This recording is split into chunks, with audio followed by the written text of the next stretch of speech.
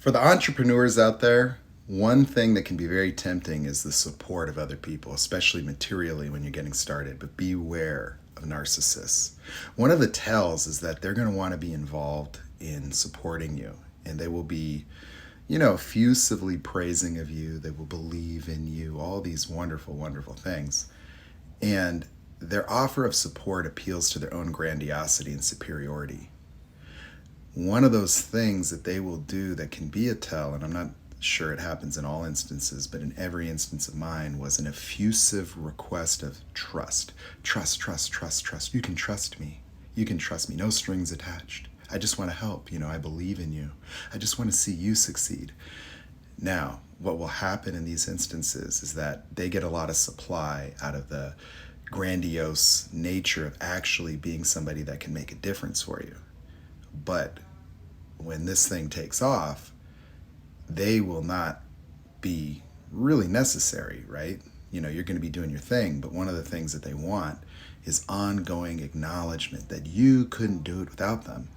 They may even start to become very jealous, very envious of you, and your success will likely trigger narcissistic injury, severe envy. And then this will turn into an ongoing source of stress, anxiety, and envy on their part. What will happen then is they will start looking for ways to sabotage and betray you.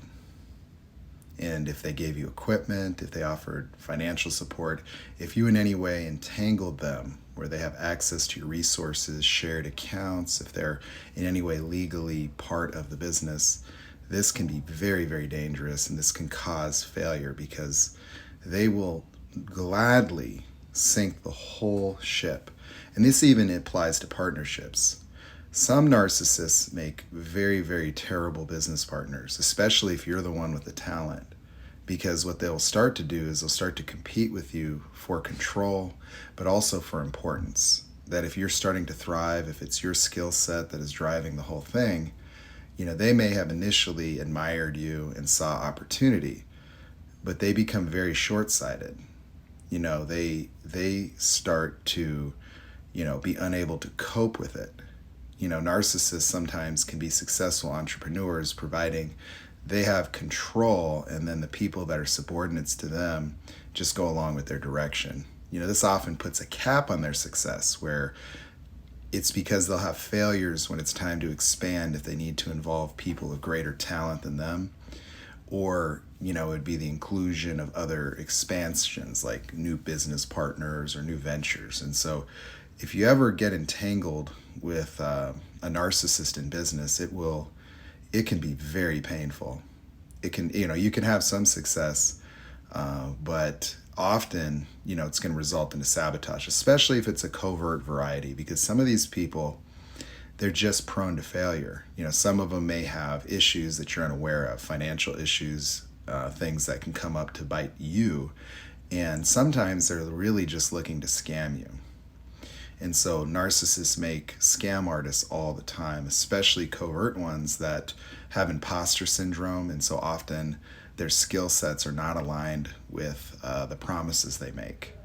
Often too, they have real, I would call it organizational challenges, that being a narcissist and being a complete control freak, also being somebody that is prone to slights and prone to the experience of being disrespected, they often waste a lot of time and energy in business in manufacturing conflicts with vendors and other people, suppliers. Like you'll see them on the phone all the time, reading someone the riot act just to assert dominance and self-importance.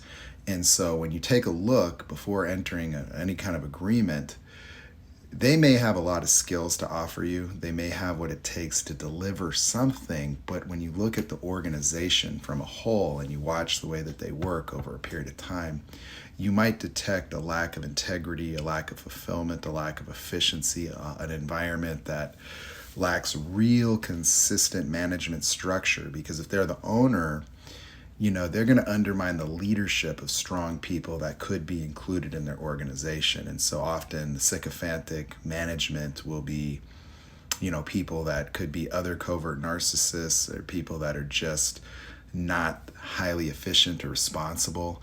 They can live in a world where their own lack of integrity, sometimes their business is a front for something not necessarily legitimate. And so the appearances of success are more important to narcissists than real success. And so they don't necessarily address organizational challenges in an objective manner, that they prefer control over efficiency. They prefer the image of success over real success. And often they don't actually want to have to roll their sleeves up to get to work. And that's not the case for all of them. But, in the instances, at least what I'm dealing with now, the red flags are there in observing this individual's business. He was always seemingly under stress, cash flow issues, watching delays and things happen. And, they'll create grandiose future fakes. They'll make you promises they don't intend to keep.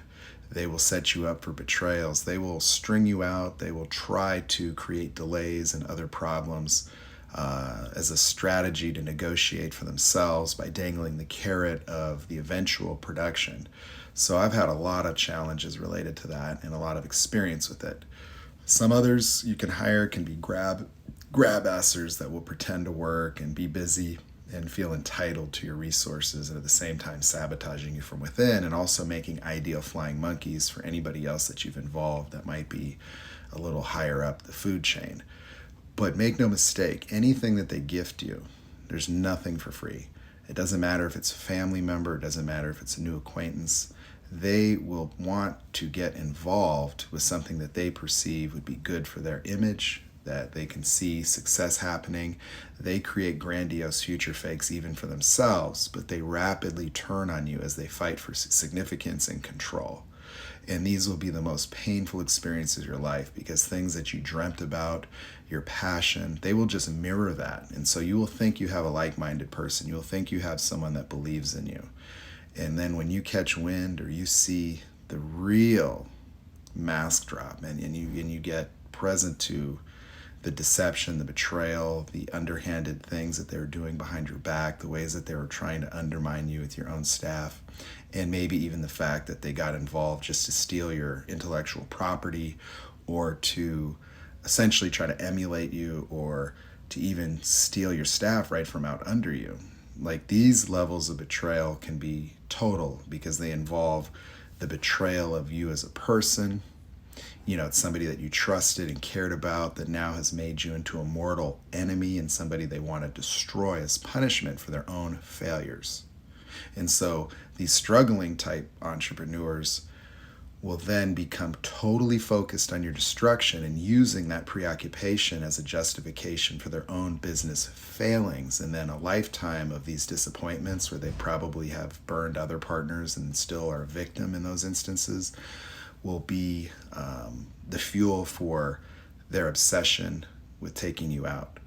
But even in instances where it's just somebody wanting to help you, if their help involves any generosity, like you involve them in your business, you give them a little percentage, you put them on some kind of document, oh my God, like they will go apeshit on you.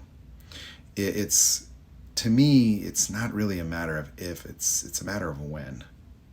That they are, often, con artists that are masquerading around as entrepreneurs that may have a business that is legitimate structurally and does produce things, but you'll find that these people are litigation savvy. They use the legal system to try to bully and dominate you, that they will try to force you to negotiate through coercion, threatening lawsuits unless you give them what they want. And usually what they want is full control. They want a level of financial compensation that is well beyond their contribution. They will feel entitled.